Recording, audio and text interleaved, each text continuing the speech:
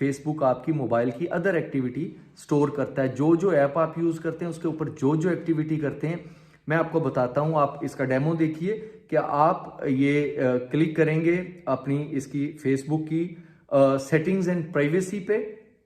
उसके बाद आप सेटिंग पे क्लिक करेंगे तो आप ये देखिए कि इसके अंदर डिफरेंट जो है ऑप्शंस हैं आपकी फेसबुक के हवाले से।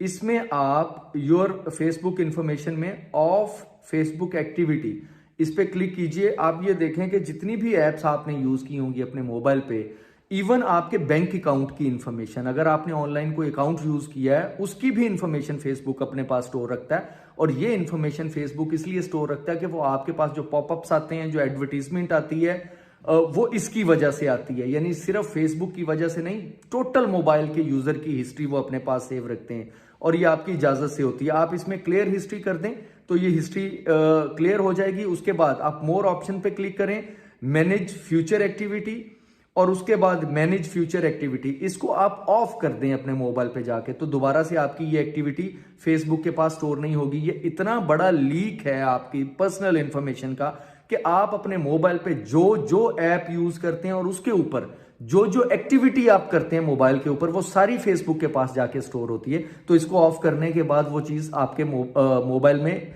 फेसबुक के पास स्टोर नहीं होगी जाके।